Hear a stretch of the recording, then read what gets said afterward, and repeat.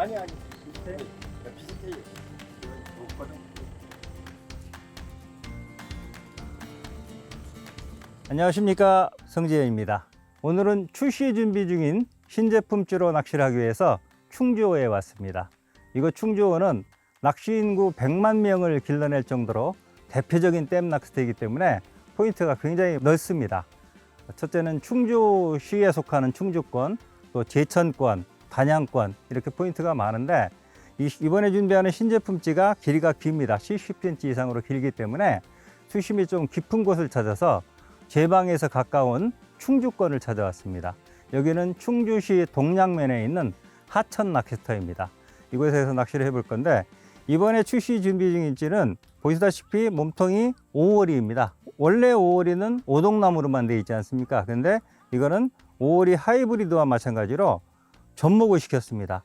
단단한 오동나무와 아주 가벼운 발사를 접목시켜서 견고하면서도 예민하도록, 그 다음에 찌탑은 해가 앞쪽에 있더라도 빛이 투과돼서 아주 잘 보이는 시인성이 좋은 역광톱을 최대한 길게 장착을 했습니다. 보통 스펙은 소, 중, 대 이런 식으로 만드는데 요찌는 두 가지, 길이는 두 가지입니다. 70cm와 77cm로 두 가지로 길이를 만들었는데 70cm에 소자와 대자가 있고요.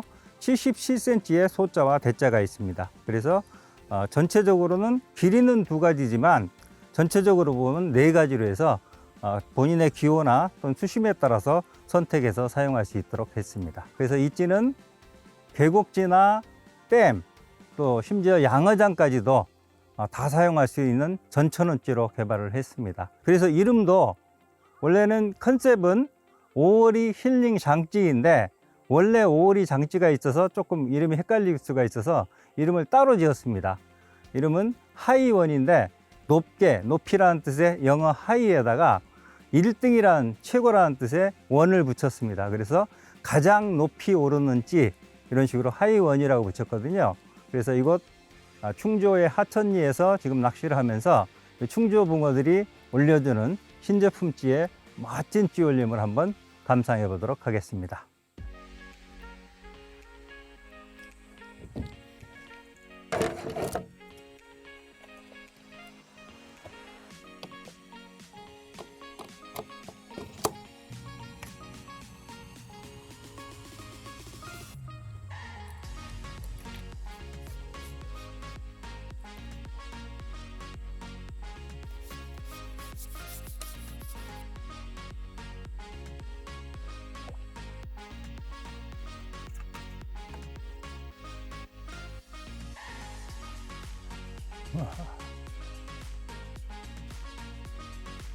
더 깊네.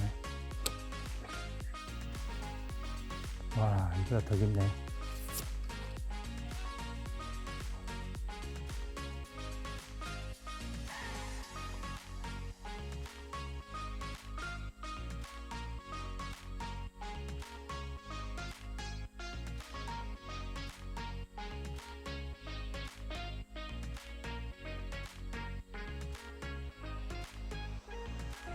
미끼를 준비해야 될 텐데 제 경험상 이 충주호는 신장떡밥을 잘 먹습니다. 그래서 일단 신장떡밥 베이스로 한 집어제를 개고 미끼는 구루텐, 그 다음에 지렁이, 옥수수 다양하게 한번 사용해 보도록 하겠습니다. 기본적으로 집어제를 꼭 준비하는 게 좋습니다.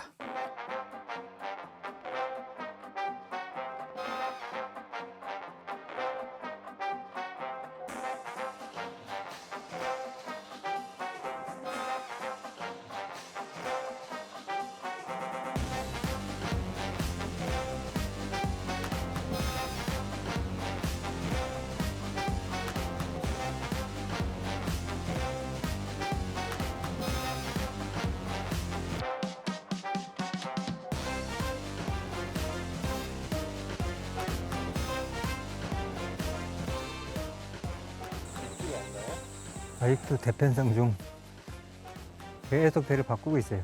바닥이 안 들어가는 데가 너무 많아. 1번, 1번.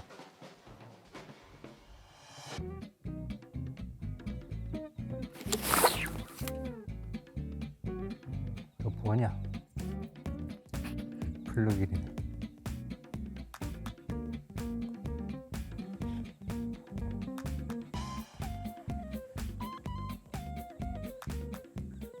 점심 먹고 막 들어왔는데 지금 대편성 8대밖에 안 폈습니다. 8대 폈는데 거의 어둑어둑해지고 있습니다. 대편성 하는데 거의 4시간 이상 걸린 것 같습니다. 왜 이렇게 오래 걸렸냐면 여기 그 하천 낚시터가 골짜기가 크게 보면 세 곳이 있습니다. 관리소 왼쪽으로 기동이라는 곳이 있고 여긴 비석거리라고 하고요. 그 다음에 이제 입구 쪽 거기를 탄동이라고 합니다. 그 탄동이 굉장히 넓어서 좌대도 제일 많이 들어가 있고 탄동에서 제가 좋은 추억이 많이 있거든요. 탄동을 가야지라고 생각하고 왔는데 막상 딱 도착을 하니까 여기 사장님이 최근에 월척으로만 6마리 또 떡밥 낚시로 하룻밤에 6마리 잡은 좌대가 있다. 비석거리에 있다. 성 사장이 떡밥 낚시 잘하니까 거기 들어가는 게 어떠냐. 그래서 수심이 얼마입니까? 그러니까 다 3m가 넘는다고 그러더라고요. 그러면 딱입니다. 왜냐면 지금 이번에 사용할 제가 긴 장기이기 때문에 그래서 이제 망설이지 않고 위로 들어왔는데 그래서 사장님 말씀이 작업을 요 좌대 같은 경우는 바닥에 육초가 있기 때문에 앞으로 이렇게 해놨답니다. 그래서 이쪽으로 오른쪽이나 왼쪽 같은 경우는 작업이 안 돼 있어서 바닥이 많이 걸리고 요 앞으로 이렇게 하면은 안 걸릴 거다. 걸리는데 걸리더라도 땡기면 나올 정도. 또 월척 6마리 잡으신 분도 이 앞쪽으로 편성을 했다. 그렇게 말씀하셔서 이쪽으로 대편성을 하는데 수심이 3m가 아니라 한 긴대 같은 경우는 5m 정도 됩니다. 그래서 찌 올리고 내리고 막 하다 보니까 찌 맞추는 데 시간이 많이 걸렸고 막상 펴보니까 바닥에 육초가 굉장히 많습니다. 그래서 원래는 제일 보면은 가운데 이제 긴대, 지금 긴대가 5.2칸이거든요. 가운데 보통 긴대를 펴고 양쪽으로 짧은 데 피는 부채꼴 모양을 많이 편성을 하지 않습니까? 그래야 이제 찌보기도 편하고 투척이나 끌어내기도 편한데 여기 같은 경우는 가운데가 다 걸립니다. 그래서 어쩔 수 없이 지금 긴대를 왼쪽으로 뺐습니다. 그리고 사사대도 2번으로 가 있고요. 오히려 가운데가 짧은 데입니다. 그런 식으로 현장 상황에 맞게 계속 대를 막 바꾸면서 포인트를 찾다 보니까 지금 어둑어둑해졌는데도 아직도 지금 찌 높이가 안 맞는 것들이 있습니다. 대편성 하면서 계속 그 생각을 했습니다.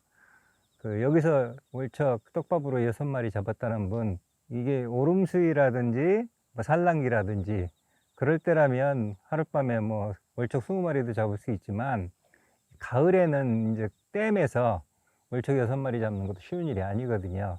물론 이제 그분이 최근에 여기를 여러 번 와봐서 이 자리에서 어느 방향으로 몇 간태 치면은 딱딱 떨어진다라는 걸 알고 들어오셨다면 조금 경우가 다르지만 이 자리에 처음 오셨다면 그런 상태에서 떡밥으로 6마리를 잡았다라고 하면 낚시 정말 잘하시는 겁니다, 그분은. 그래서 그분이 어떻게 낚시를 했는지 사실 한번 대화를 나눠보고 싶습니다. 그런 생각을 많이 해봤는데 그 정도로 지금 상황이 조금 제가 생각했던 것보다 악조건입니다. 그래서 지금 저는 보통 이 떡밥 낚시 할 때는 한쪽에 구루텐 또는 지렁이, 옥수수 이렇게 달고 한쪽에 집어지를 달고 두 바늘 낚시를 해서 여러 가지 미끼를 사용하고 또 집어하면서 낚는 방법을 사용하는데 여기는 거의 그게 불가능합니다. 밑에 육초가 많아서 만약에 두 바늘 쓰면 나머지 한 바늘이 육초에 이렇게 잠길 것 같습니다. 그래서 그렇게 되면은 나머지 한 바늘을 먹어도 끼올림을 방해하거든요. 나머지 한 바늘이 수초에 걸려 있으니까. 그래서 거의 이 바늘을 활용해야 될 것 같고 보통 저는 이게 노지 낚시 할 때는 다대편성 할 때는 스마트 캠이 많이 씁니다. 스마트 캠이 알파 같은 경우는 좀 무겁습니다. 무게가 0.40 정도 됩니다. 이번에 테스트하고 있는 출시하는 요 찌는 장찌입니다.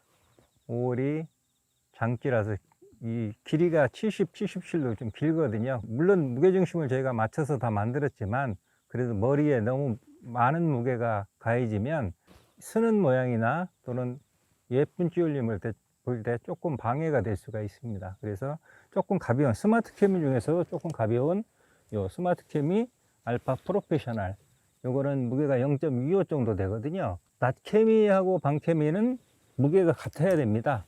그래야 어떤 거를 맞춰 놓더라도 바로 그냥 바꿔서 찌맞춤 조정 없이 같이 쓸 수가 있거든요.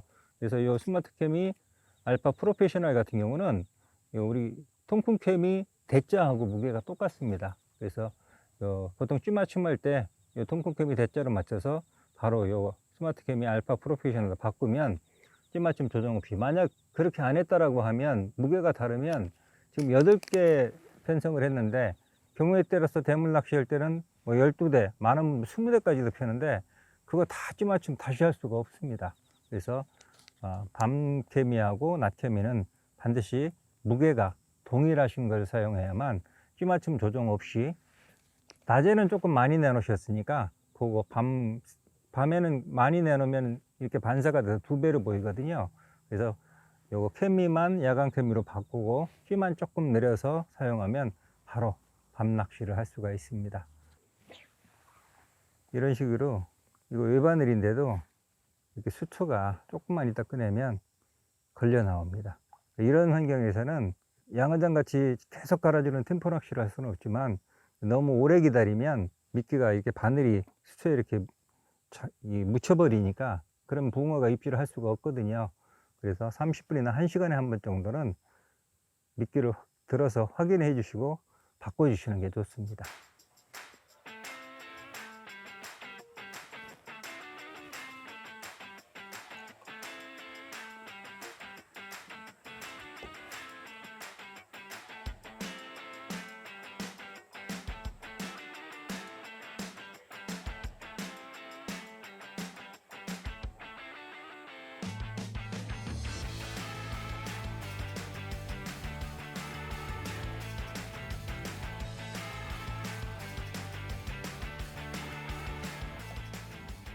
출발.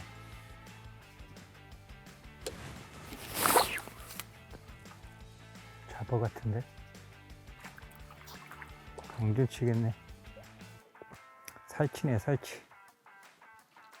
이게 크기 때문에 사람들이 강준 친 줄 아는데, 충주 살치는 이렇게 큽니다.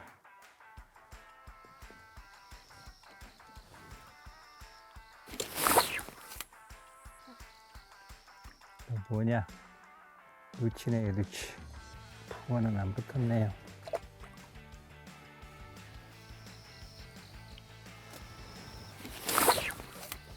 그렇습니다. 이 붕어 같다? 이 붕어 같은데? 아, 붕어네. 잡어만 나와서 긴장을 놓고 있었더니 그래도 역시 붕어는 올려주네요. 10시 가까이 된 것 같은데, 그러면 밤낚시 시작한 지 4시간 가까이 된 것 같습니다. 아직 기대하던 씨알은 아닌데 한 9시 정도 될까요? 그래도 아주 튼실하네요. 이렇게 작은 골짜기에는 머무는 붕어는 거의 없습니다. 보통 회유에서 들어왔다가 새벽 되면 나가고, 그래서 붕어가 회유에서 들어와야만 입질을 하거든요. 근데 지금 일단 한 마리가 들어왔으니까 지금부터는 입질을 계속 해줄 확률이 높습니다. 좀 긴장해서 큰 붕어도 한번 기다려 보겠습니다.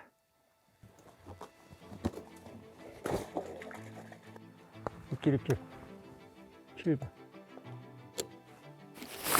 그렇지.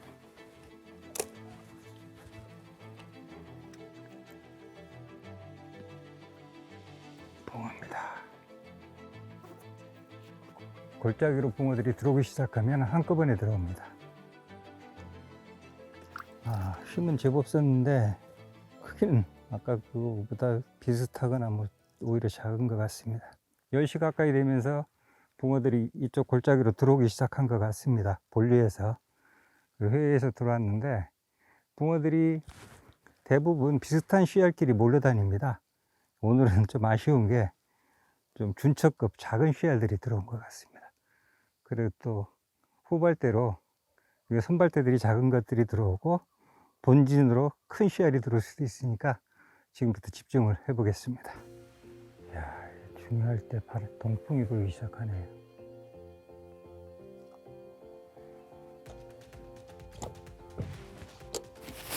그렇지. 뭐야 이거? 아, 강주. 이건 또 살치네. 참, 밤중에 지금 너 잡을 때가 아니다.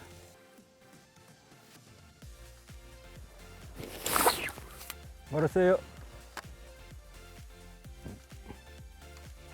간만에 붕어가 나옵니다.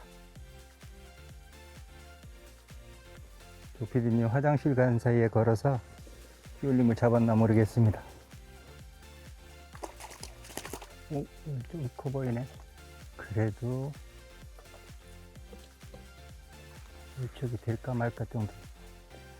그런데 길이가 좀 짧네. 빵빵하게만 합니다. 빵은 좋은데,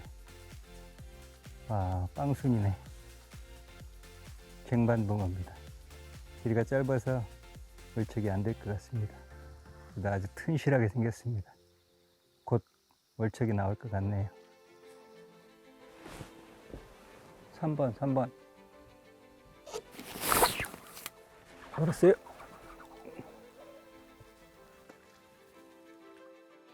오, 크다.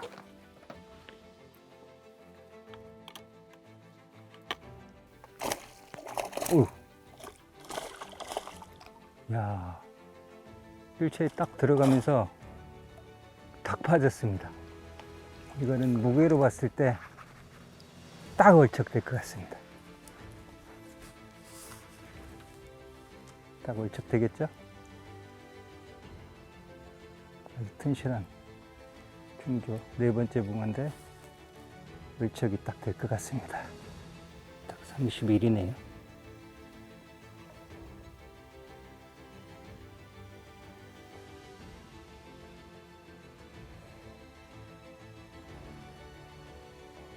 신제품 하이원으로 만난 충주 월척붕어입니다.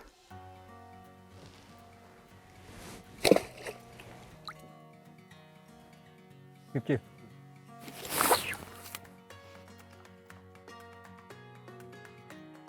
근데 작습니다. 이것도 입질 같은데. 이런 것도 나오네요. 10시 가까이서부터 오기 시작해서 지금 12시가 안 됐는데, 이게 5마리째인 것 같습니다. 씨알이 너무 자네요.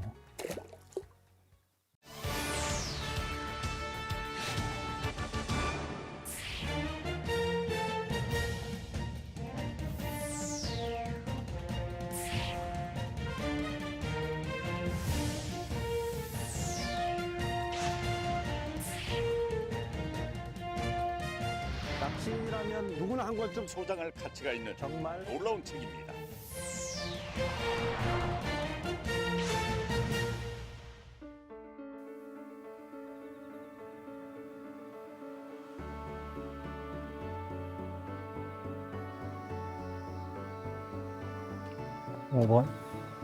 (5번)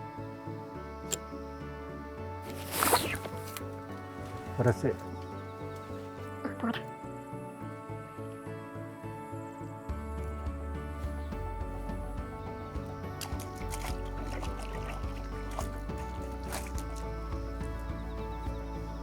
그것도 9치 정도 되겠네요.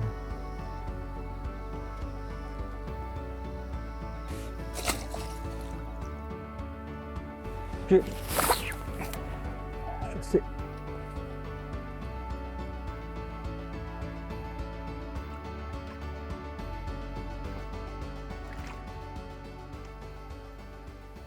한동안 잠잠하더니 한 마리가 나오고 있습니다.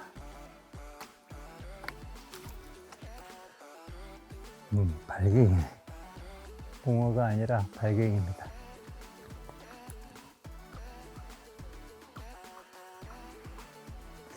붕어들이 일시적으로 빠지지 않았나 싶네요. 7번.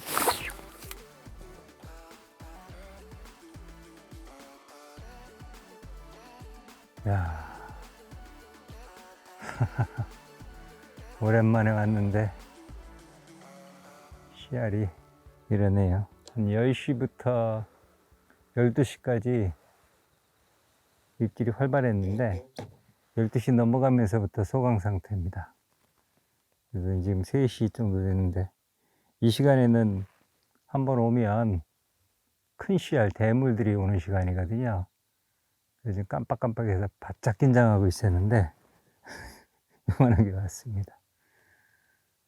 이번에는 이런 게 왔지만 이 시간에는 지금부터 한 5시까지 큰 씨알이 올 시간이거든요.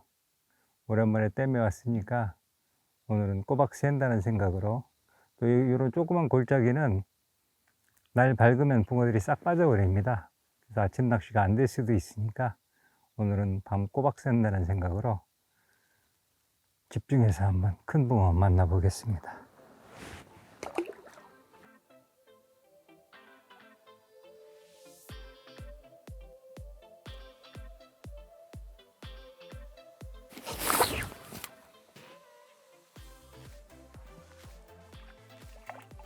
붕어네. 지났네요. 씨알이 안 커지네요.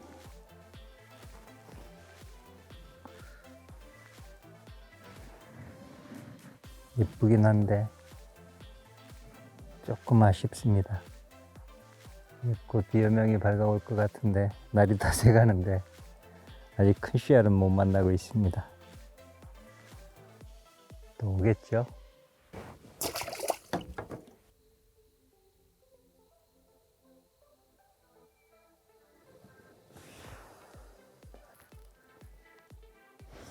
실버. 그렇지.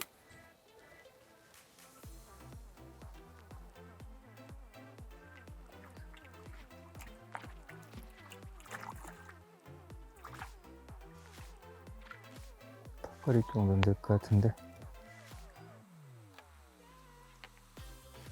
아, 이것도 아니네.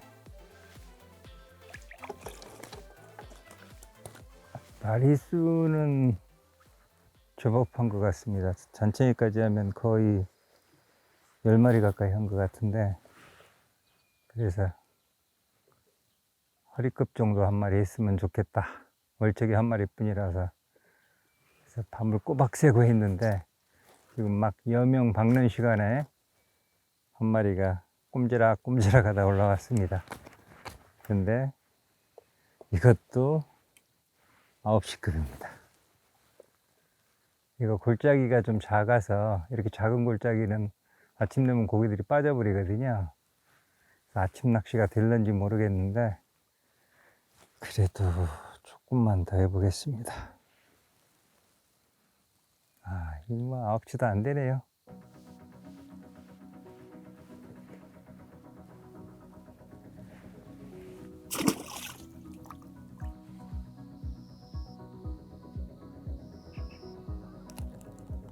입질. 그렇지. 아, 속았다. 아,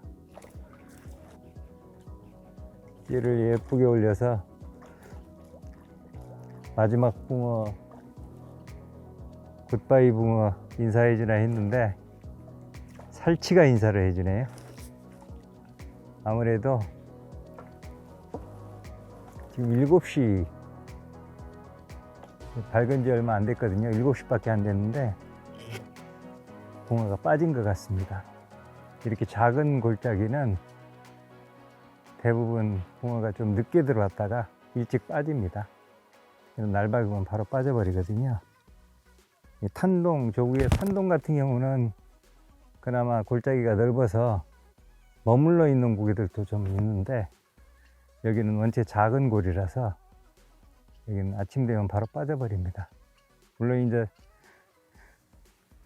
산란기라든지 오름수위, 또 흙탕물일 때 그런 경우에는 머무는 늦게까지 오전 낚시 되는 경우도, 낮 낚시 되는 경우도 있는데, 그건 아주 예외적인 경우고, 이렇게 물이 맑을 때는 대부분 본류권으로 빠져버립니다. 왜냐하면 이 연안에는 수초도 없고, 저수지 같은 경우는 연안에 수초가 있고 수초가 많아서 수초에 수초가 은신처, 붕어 은신처 역할도 하고, 그 다음에 거기에 수생곤충들도 많아서 먹이 공급처 역할도 하는데, 이 댐 같은 경우는 이렇게 이 가장자리, 연안 같은 경우는 베스나 강준치 같은 육식어종들이 먹이 사냥하는 그런 곳이라서 대부분 붕어들이 여기 있질 않고 볼루권으로 빠져버립니다. 그래서 큰 의미가 없는 것 같으니까 이제 마무리를 해야 될 것 같습니다.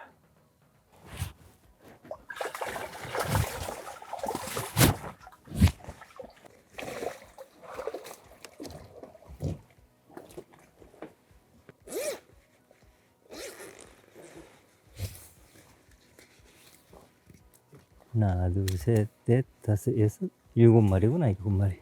조그만 거 2마리 보내고, 일망에 들어간 게 7마리입니다. 요게 월척.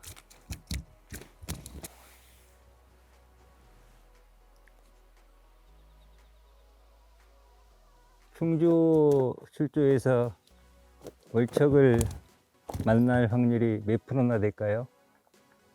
충주의 낚시 가게 사장님들한테 물어봤습니다. 충주에서 붕어 만날 확률이 몇 프로냐?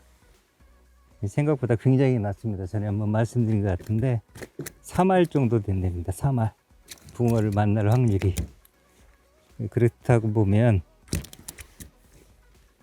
하룻밤 낚시 이 정도면 많이 잡은 겁니다. 이자대에서 월척급으로 6마리 잡으셨다고, 그 정도 잡았으면 만족하겠다 생각을 했는데 마리수로는 그 정도 되네요. 근데 씨알이 조금 아쉽습니다.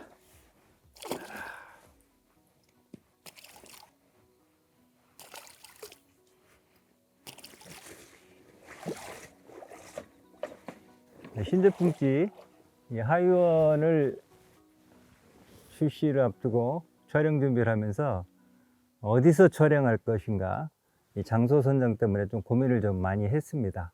왜냐하면 여기가 기본 컨셉은 오리 힐링 장지로 시작을 했습니다. 오리찌를 업그레이드 시켜서 길이만 길게 하는 게 아니라 기능을 몸통도 그렇고 탑도 그렇고 업그레이드 시켜서 자연지뿐이 아니라 양어장까지도 높은 찌올림을 통해서 힐링할 수 있도록, 그래서 이름도 그 어떤 찌보다 많이 오른다, 가장 많이 오른다는 뜻의 하이원이로 지었거든요. 그래서 뭐 양어장이나 자연지 어디에서 촬영해도 좋은데, 그래도 힐링 할 수 있는 곳, 힐링하면 떠오르는 곳, 댐 낚시가 제일 좋겠다.